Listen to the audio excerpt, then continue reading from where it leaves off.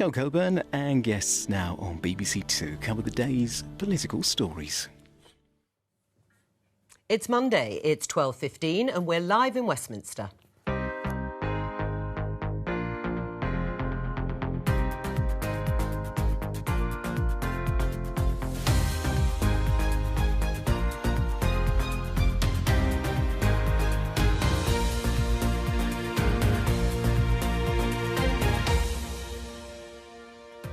Joining me, Conservative MP Simon Clarke, former Shadow Cabinet Minister Valerie Vaz, former Labour MP Caroline Flint and Times columnist Matthew Parris.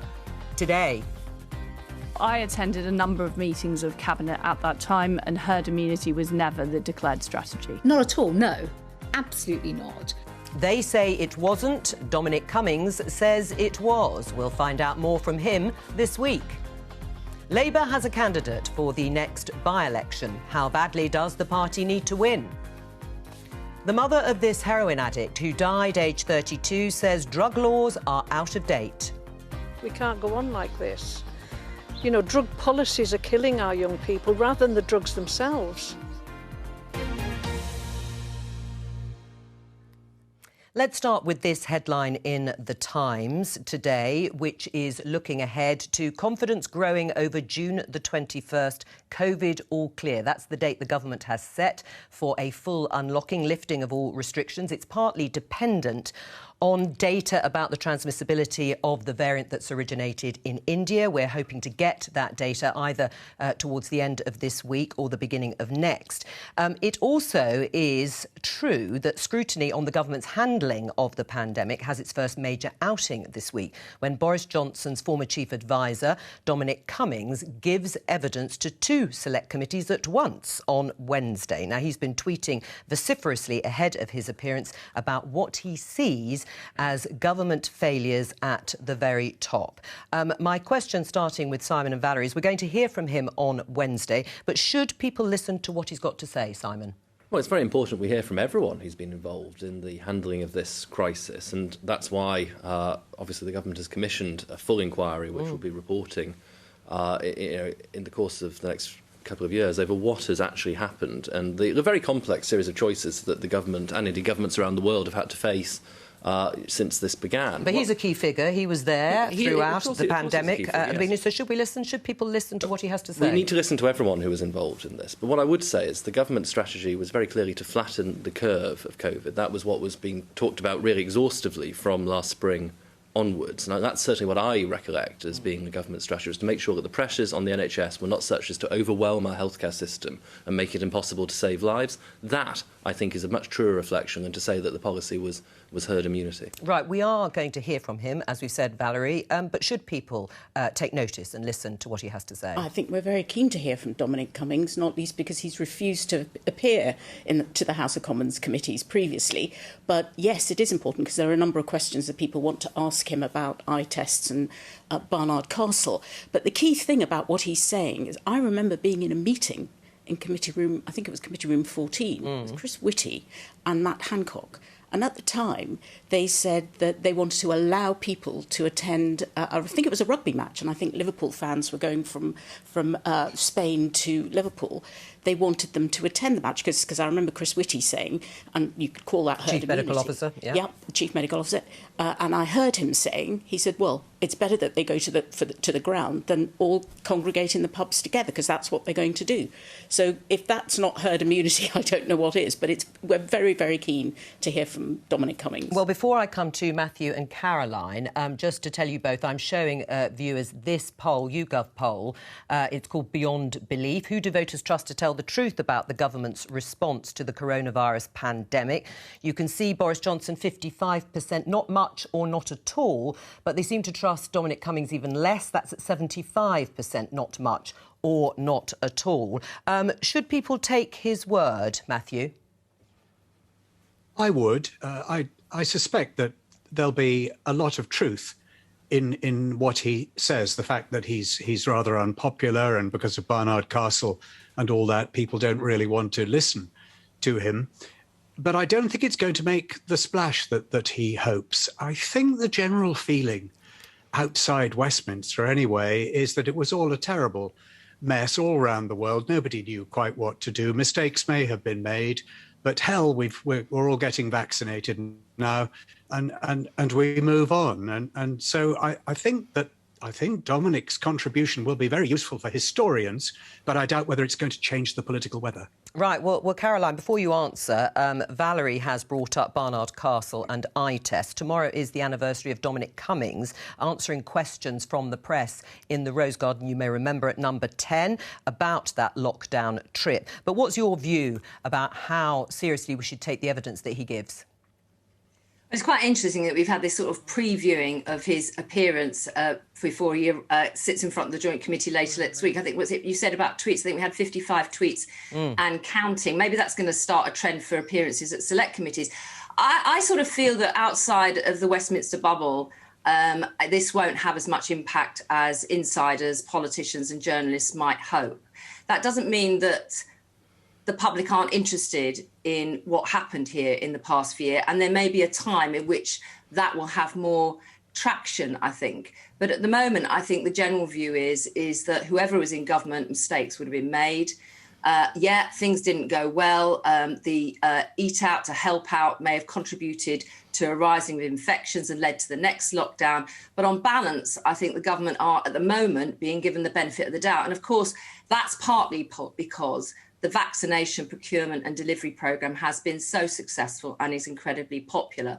So I think in terms of the wider public, there won't be as much interest in what happens later this week. It will totally dominate the insider political news agenda. Yes. But some of what Dominic Cummings says this week may have more traction on later views about how this whole pandemic has been handled in the UK. Well, and of course the inquiry. 127,000 people have died.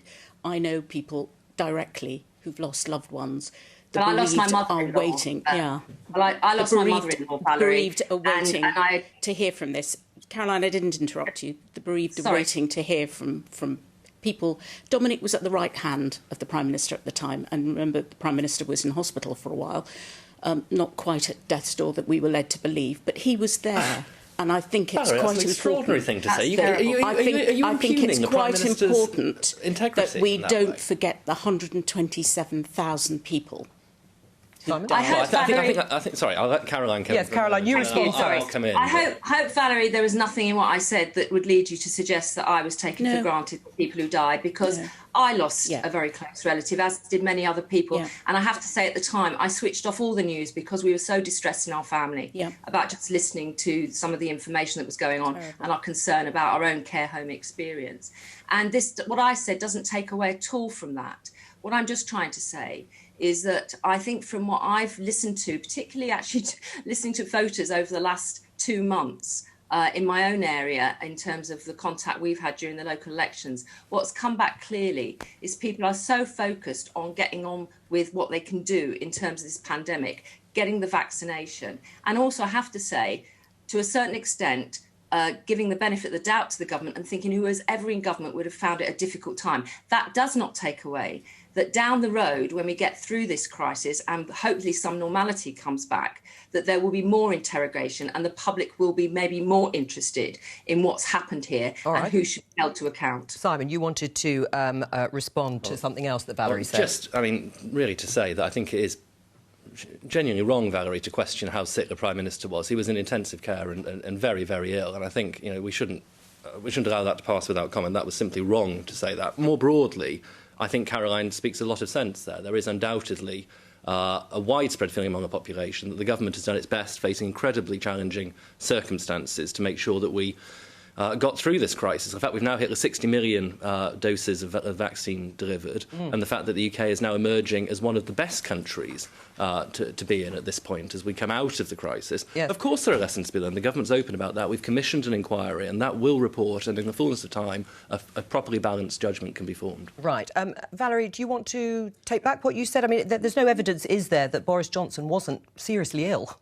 He was or he wasn't. I don't know. None of us were in the room. Well, none of us were in intensive care, Valerie. OK, so he was in intensive care. I don't know. I can't honestly. I'm not his doctor. Well, then, but what's the point of saying that you're not sure? I'm just saying people have died Dominic Cummings was at his right. And we're talking about Dominic Cummings giving evidence, aren't we? We are. So, but you seem to imply that perhaps the Boris Johnson... When the Prime Minister was in intensive care, and I don't know, I mean, honestly, I don't know, that's not the issue. The issue, he was there and running the government, and he will have made judgment calls with or without the government, with or without the Prime Minister at the time. And yeah, quite frankly, the Prime Minister was actually left there. It was left to Carrie Simons to alert the medics to call on to look after the Prime Minister. But that's not the point. The point I'm making. But why are you making it, Valerie? That's the right hand of the Prime Minister at the time, making important decisions, and he was there. There are 127,000 people who have died,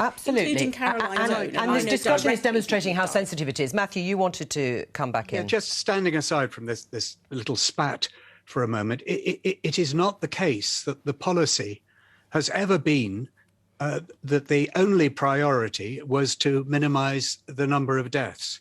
It was a balance between keeping the economy a little bit open and keeping deaths down to the minimum consistent with that. So perfectly respectable people, for perfectly morally respectable reasons, many of them thought that we should accept a higher level of deaths, and others thought we should accept a lower level of deaths. And it isn't a matter of the government having the priority, the only priority, of stopping the pandemic spreading. You could have done that easily by just saying everyone must stay at home and no one must go to work, and it wouldn't have spread. No, but there was huge controversy over this idea of herd immunity, and in fact I want to pick up with our political correspondent Chris Mason on the threads, one of the threads from Dominic Cummings about that very issue. The charge that's made, Chris, by Dominic Cummings on that, and the government's response that you've heard to some extent from Simon, and really we do know something about it. There was a sort of grey area in between. Yeah, afternoon to you, Joe. What's fascinating here, I think, is when you get into the definition of exactly what might have been meant by that phrase, herd immunity, and what we know from what people said publicly, and what we also know from our journalistic endeavours around the conversations going on in March of last year, which Dominic Cummings has spoken to in quite some depth, as you've been reflecting in this 55-strong Twitter thread.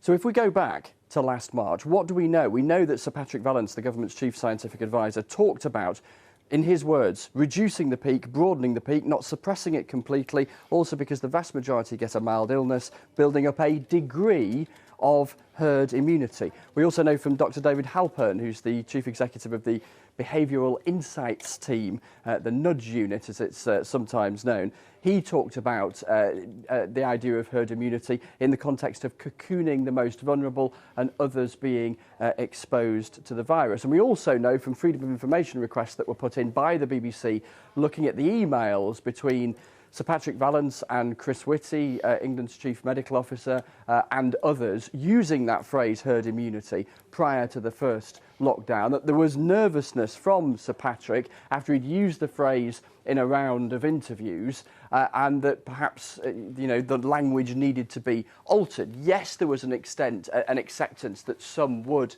get the virus. Yes, there was an attempt to flatten the curve, flatten the sombrero, as the Prime Minister's language, I think, from the time, an acceptance that some would get it.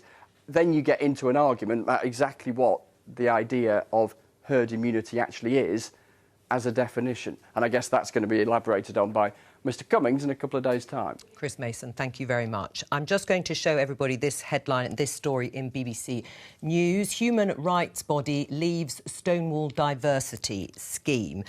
This is the UK's human rights watchdog, the Equality and Human Rights Commission, which has decided not to renew its membership of a diversity scheme run by the LGBT charity Stonewall. Now, we asked Stonewall for an interview, but no one was available. We're going to talk to Amru Al-Kadi, writer and performer and LGBT plus rights campaigner. Welcome to you, Amru. What do you make of the EHRC's decision? There's two things I'd like to say here. Firstly, I think we should all not be too duped by the sort of supposed neutrality of the EHRC, seeing as a lot of its appointees are Tory appointed, and the current Tory government have a sort of pattern of sort of marking their own homework in terms of creating independent organisations like with the Race Report and this current Tory government is an institutionally transphobic one. You know, Liz Truss rescinded the Gender Recognition Act last year, was attempting to legislate to exclude trans people from single-sex spaces. So there's just, I want to preface it by that. But the second thing, I think what it tells us is not something about Stonewall, but the alarming rate and momentum anti-trans movements in the UK and all around the world are getting. And Stonewall is really fending off sustained attacks. I'd like to give a few statistics. Firstly, this year alone, 223 articles in the Times and Sunday Times. This year alone, that's nearly 2 a day against trans people, none written by trans people, of course, all conducted with a sort of anti-trans cisgender agenda. Transgender people make up 0.6 to 1% of the population, which means that cisgender people make up 99% to 99.4%. Okay. And there are a wealth of anti-trans groups, geopolitically organized, funded by anti-abortion groups, anti-LGBT groups, and they're just gaining so much momentum. And I think this story, Stonewall are being scapegoated as some kind of trans Goliath when the real sort of monsters on the ground, I'm afraid to say, are the anti-trans zealots, which are gaining political power. All right. Well, let's put some of that, because we have a writer from the Times here, Matthew Parris. You wrote at the weekend, Matthew, that Stonewall, which you co-founded, should stay out of the trans war, as you put it. What did you mean exactly? Well, exactly that. Stonewall was founded, I was one of the 14 founders, to advance the rights and interests of lesbian women and gay men. That was all about sexual attraction. It was about how the law was punishing what people did. The trans debate is completely different. It's about what people are, what people want to be, how people want to be recognized. It has nothing to do with sexual attraction. It's intensely controversial. It provokes huge emotions on all sides, and it shouldn't have Stonewall should have steered clear. They shouldn't have got into it. The trans people were not what they were formed to look at. I'm not taking any view on the debate on trans people. I'm simply saying that Stonewall shouldn't have been involved in this, and I think Stonewall have been sort of selling their services to certify, and it just doesn't seem to be the sort of organisation that Ian McKellen, Michael Cashman, many others, and I founded. Right, Amru, you are looking sceptical, to say the least. I mean, firstly, I think it's important to note that Stonewall was actually late in advocating for trans people. Actually, most LGBT organizations around the world have always advocated for trans people. And historically, the gay movement and trans movement have been really aligned. I'm slightly horrified because I did read your piece, Matthew, which sort of said, gay rights, good place, we can get married. Why are we getting engaged with the trans debate? You know, gay people and trans people, and many trans people can in fact be gay, have a lot of aligned struggles: access to proper healthcare, rejection from family, violation on the street, discrimination in the workplace.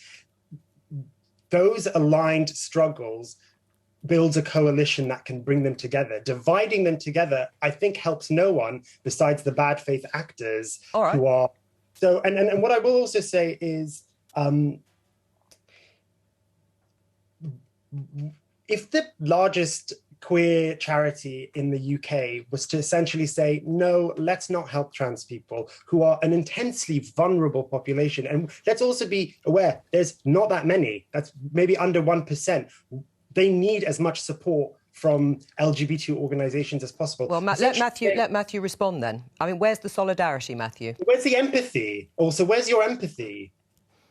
My empathy can be wherever my empathy is. Anybody's empathy can. The question is what Stonewall was founded to do.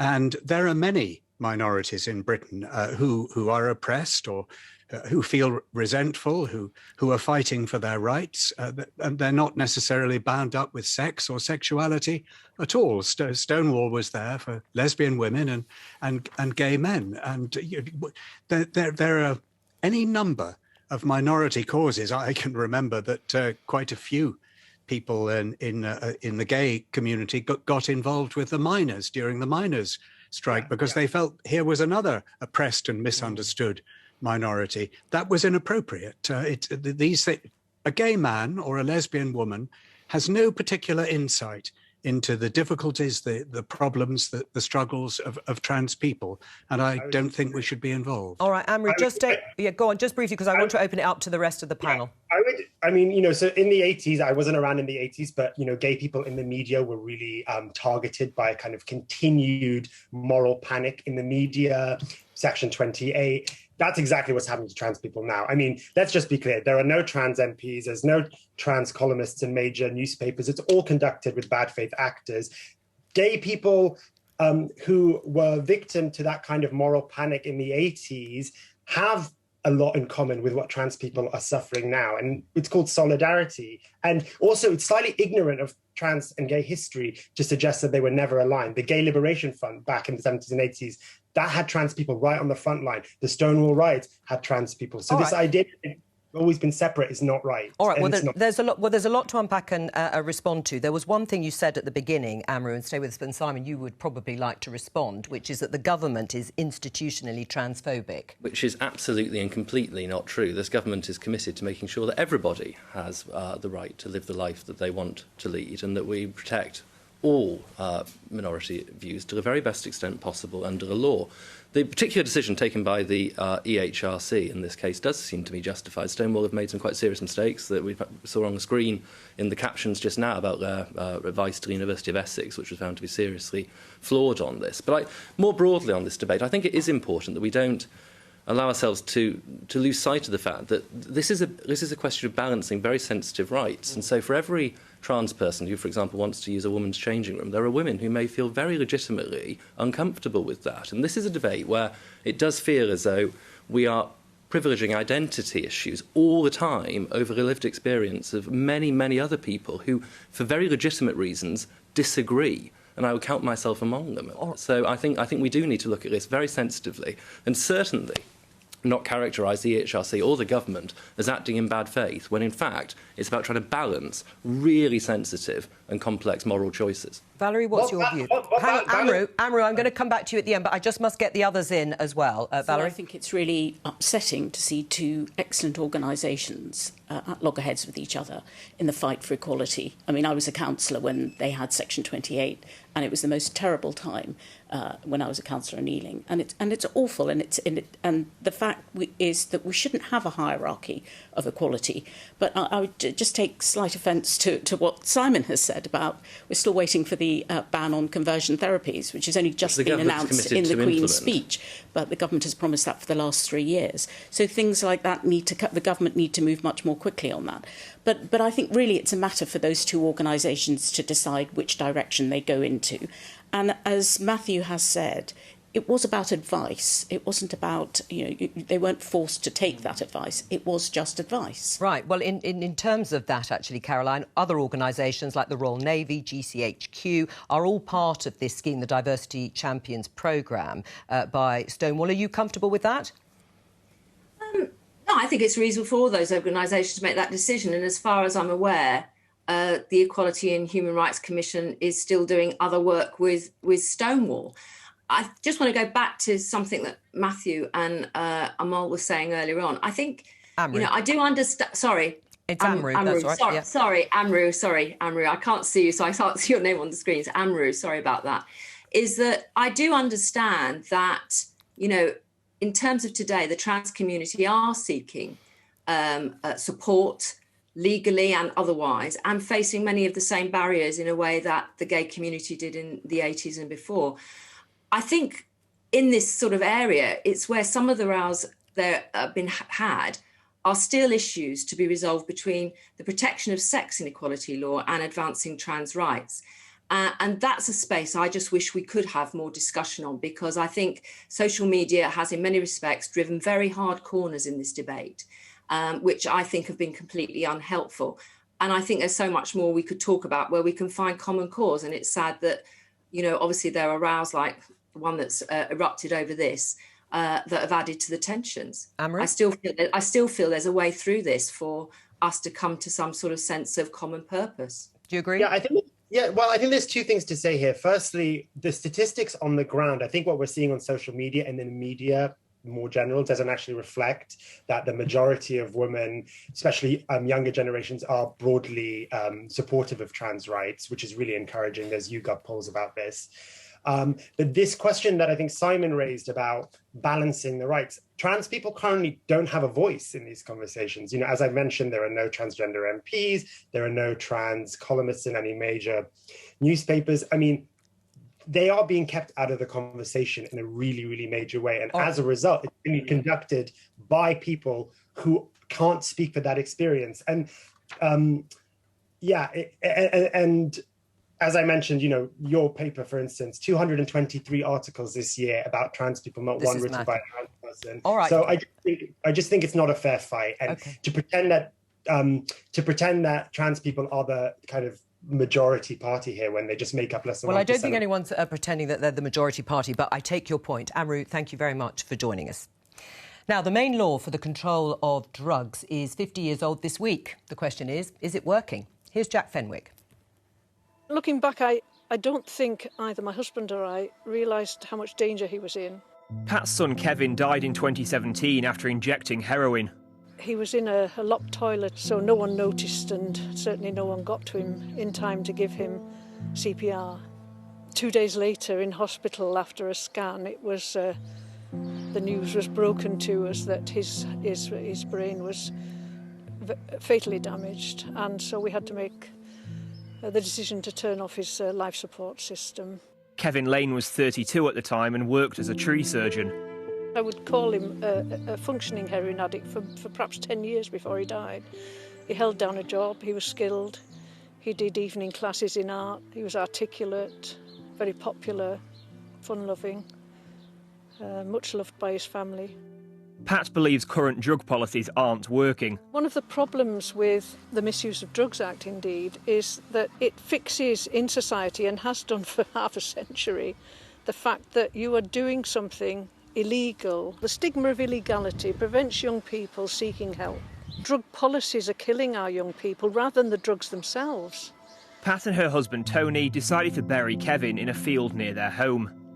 My whole purpose in campaigning for drug policy reform is to try to prevent, you know, a senseless death like Kevin's happening to some other young man or woman, and the parents and family, where so many suffer from just one death. So what would you like to see changed? Well, first of all, decriminalisation of all drugs for possession for personal use only. It's been 50 years since the Misuse of Drugs Act was introduced, and campaigners like Pat are now calling for change. But here in Westminster, that's not the predominant view. Of course people do drugs. There are lots of things that are illegal that people do. If it wasn't the case, we wouldn't have any police officers, or we wouldn't have speeding cameras. But there's undoubtedly a deterrent as well. If something is illegal, there is a deterrent. You're never going to get a perfect drug policy. That is an impossibility. But I don't think there is a huge appetite amongst politicians, and I'm not sure there's a huge appetite amongst the public to do much more on drugs. Around 50 MPs and peers believe the Misuse of Drugs Act needs changing. They say new laws could prevent deaths, cut crime, and improve medical research. In 1971, we had 1,049 registered heroin addicts. We then stopped people being able to get a prescription from their doctor, having got themselves in a mess with their addiction. And 20 years later, we had 350,000. It's a policy of total madness by abandoning what was called the British system in the 1960s and going for this approach of prohibition. But what we've also done is fail to develop medicines from substances like cannabis and the psychedelics simply because of their reputation, nothing to do with the medical evidence. The big decisions on UK drug policy are largely made here at the Home Office. We asked them for an interview, but they declined. Instead, they said that drugs devastate lives and communities, and that legalisation would send the wrong message to the vast majority of people who do not take drugs. Matthew, I mean, you heard the moving testimony there from Pat, talking about the tragic death of her son, Kevin. Where do you actually come down in this debate? Do you think the current law is working, or that the government should look again, Parliament should look again at decriminalising or even legalising some drugs? Well, yes, we did hear about Kevin, and we heard, I think the last MP was Crispin Blunt. It was. Suggesting that in the days when heroin could be obtained on prescription, if you were a registered drug addict, there were far fewer heroin users. I agree with Crispin. I think that heroin addicts and certain other extremely addictive drugs, people ought to be treated as patients of the NHS rather than treated as criminals and who get their stuff on the street. But B, I don't agree with Crispin that that's necessarily going to result in fewer people taking heroin. I have seen the damage that drugs have done. I know people who have been, I think, irredeemably damaged. I've been to Rotterdam in Holland, where you can get your heroin, get your drugs in a government-recognised injection centre. But they still have a problem with drugs in Holland, and we would still have a problem with drugs in Britain. And the idea either that these drugs are not all that harmful, or that people would stop using them or use them less if we were to decriminalise, I don't support. I support decriminalisation because I think in the end that we all choose our own path to the everlasting bonfire. But okay, don't pretend that drugs aren't very, very dangerous. Right. Well, Caroline, what's your view? Because you've had some experience of changing the law on drugs. You were a minister at the Home Office when the last Labour government downgraded cannabis from a Class B to a Class C drug in 2004. What was the thinking behind the decision?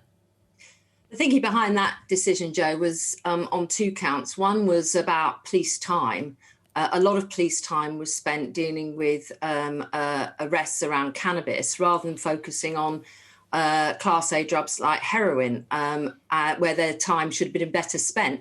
The other part of it was coupled with a whole programme aimed at education information, particularly for young people, around the use of drugs, cannabis being one of them.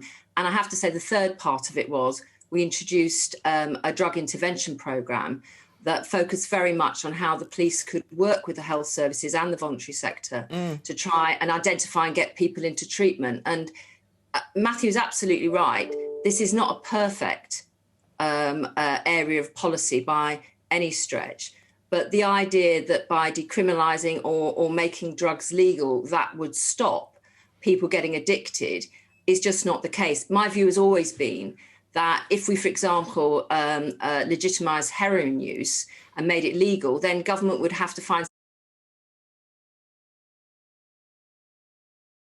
And the world we live in today is way different from 1971. Organised crime has morphed into a way in terms of drug cartels and everything else that was unimaginable back then. So I don't think the way Crispin sees this and the causes for the expansion of drug use and drug addiction is just down to stopping prescribing heroin on a script. Right. I mean, Valerie, what's your view in terms of we're looking at deaths from drug poisoning and drugs in general? Does it need to be reformed? Does the law need to be changed and adapted? So our view, the Labour Party view, is that we don't want to change the legal framework, but what we do want to do is to reduce harm. And we think it's a public health issue. How? And so, for example, the former Police and Crime Commissioner in the West Midlands worked out that it costs £1.4 billion as a cost to society as a whole, the people who have, lose their jobs and the petty crime. And he was looking at drug consumption rooms, as they have done in Switzerland and in Frankfurt, as a way of reducing that. So that's a public health issue. And I think they looked at that in Portugal as well.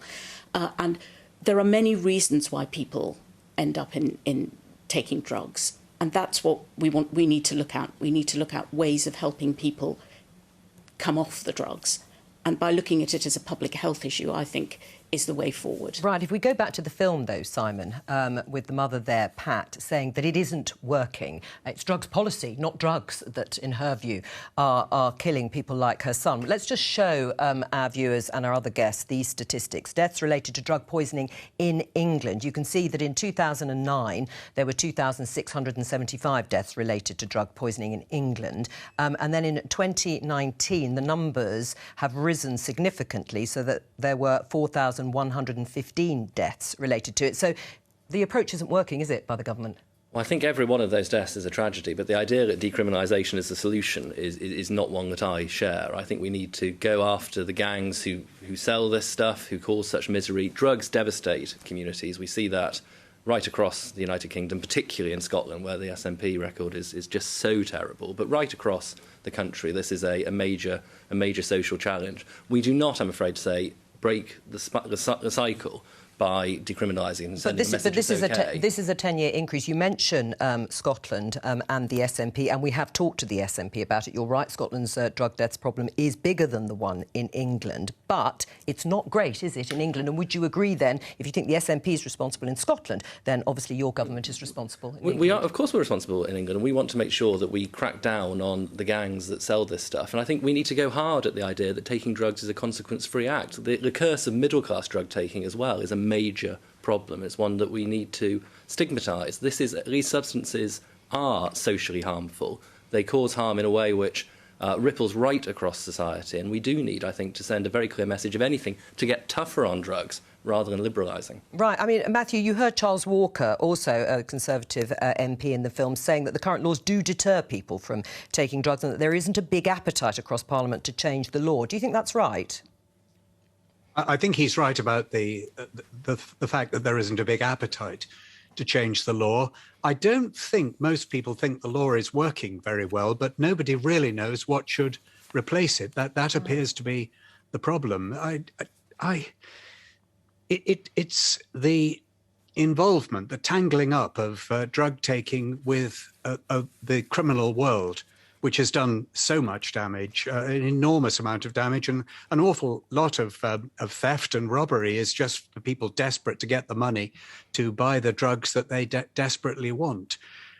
I have a feeling that gradual medicalisation combined with gradual decriminalisation might ameliorate the difficulties for the whole of society, but I do not kid myself that it will cause less people to take drugs that drugs will become less dangerous. All right, I'm going to show you this headline in The Guardian because today's news out is that Jo Cox's sister has been selected as the Labour candidate for Batley and Spen by-election. I think we can show you some pictures of Jo Cox's sister, Kim Leadbeater, who is now Labour's candidate. Her sister, of course, was murdered while carrying out her constituency work because she was the former MP in 2015. The by-election has come about because Tracy Brabin, Labour MP, has become the West Yorkshire mayor. Caroline, just how critically important for Keir Starmer and Labour is it to win this by-election? It's very important, and I'm glad to see they haven't made the same mistake as Hartlepool with a shortlist of one. I think it was a shortlist of 3, and over 80% of the members voted for Kim. And I think she is I've only had one conversation with Kim before, and it was around a few years back on social media abuse. She seems a very sensible, common sense person whose charity work speaks for itself about trying to bring people together. And of course, she's Batley and Spen through and through. So I wish her all the best in the by-election. Right. What do you think went wrong in Hartlepool then, Caroline? Well, I think choosing a candidate in Hartlepool who was very much tied up with the People's Vote campaign when he was an MP for Stockton South was a mistake. Right. I mean, Valerie, you lost your job as shadow leader of the House in the wake of the Hartlepool by-election and election results for the Labour Party. Why? I know, I did. I think that's one of the reasons that was cited, but I'm not quite sure. I love the people of Hartlepool. I don't know what I've done to deserve it, but anyway, I was removed from my post along with the Chief Whip, Nick Brown. But I think I'm really pleased that Kim has been selected. She's a doughty fighter. You can't take away the fact that it's going to be really difficult for her anyway, having to follow in her sister's footsteps in that way in such a difficult by-election. I mean, it is. We all remember where we were when Jo was shot, and the news was coming through that we didn't know what was happening to her until much later that she died. But I wish Kim all the very, very best, and we'll all be there to help her. I think it's going to be a different by-election. I think we've learnt some lessons. I have to say, Paul Williams... What have you learnt? What lessons have you learnt? Paul Williams, I just want to touch on Paul Williams. He was an excellent colleague. He was a doctor that was actually vaccinating people. I I don't think his other politics came into it, but for some reason our message didn't come across. We didn't cut through. I don't know what it was, but it didn't, and our message didn't. And you can see the polls. I'm not shying away from the polls that we're at 28%, but we are going to listen to what people have to say. And I think we're going to put the economy at the centre. We've got a very important amendment that we're putting down to the financial bill today, which is about corporation tax, which I think the government haven't signed up to, which Joe Biden, President of the United States, and all the other G7 countries have signed up to, but the government hasn't, 21% minimum. And we want to make sure that people like Amazon, who paid corporation tax of, say, 61 billion compared to Marks and Spencer's, which was 3.3 billion. So you can see the difference. We've got to make sure that we close the loopholes on tax evasion and tax avoidance. Right. And that's today. So and I hope people will hear that message, that we are going to make sure that the economy is front and centre. And so if Labour's going to put the economy front and centre, this is going to be a different battle, isn't it, Batley and Spen by-election to Hartlepool? I think the fact that Valerie was scapegoated for the, along with Nick Brown, was scapegoated for the defeat in Hartlepool says a lot about the extent to which Labour have actually learned the lessons of the Hartlepool by-election, which is to say that they haven't at all. And, Valerie says, I don't know why the message didn't come through. I'll tell you why it didn't come through. It's because Labour have talked down to communities like Hartlepool for years. They've ignored them on Brexit. They've ignored them on a wide range of social values, while the Conservatives are talking about levelling up opportunity, actually delivering on the ground. In Hartlepool, of course, we had a spectacular example of that in the form of the Tees Valley Mayor, Ben Houchen. It's about actually moving the country forward. We talk about the economy, but it's the Conservatives who are actually delivering a real plan to rebuild after COVID, talking positively to northern communities who have been, I'm afraid, totally taken for granted for Labour for a generation or more. And that's why things have gone wrong. I agree with that, Simon, actually, because Tracy Braben actually won in the same area. And so we've got our first woman Metro Mayor.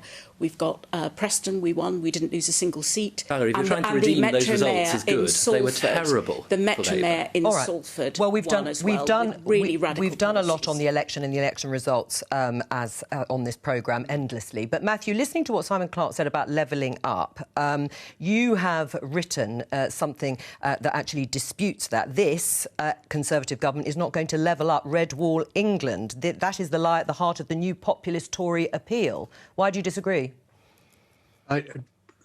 The scope that there is through government action to do any sort of levelling up, which will show really visible results within a couple of years, is almost zero. And I don't expect that the high street in Hartlepool or Mansfield or anywhere else is going to look very different in 2 or 3 years' time from what it does now. So that promise of levelling up, I think, is rather cynical.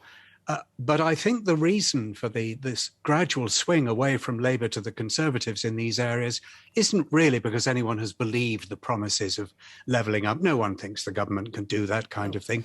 It's a real change. It's a change in the loyalties that the automatic loyalty that hundreds of thousands, millions of people in the Midlands and the North had for Labour. That's gone, and they won't get it back. Simon, I think to win the Batley and Spen by-election would save Keir Starmer's leadership. And, being a little cynical, I think choosing the sister of a murdered woman as your candidate was an extremely shrewd choice. Right. Well, Simon, he doesn't believe in levelling up.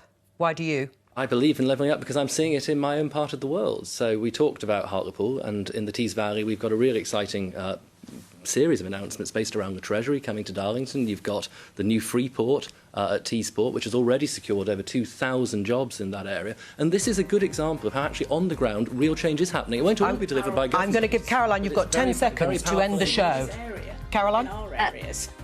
Levelling up is only going to count when it means something to people on the ground. When people say back to you, this is how my life's improved, that's when you know you've won or not. And Labour has to make sure it's listening to those people. Thank you to all of you. From all of us here, bye-bye.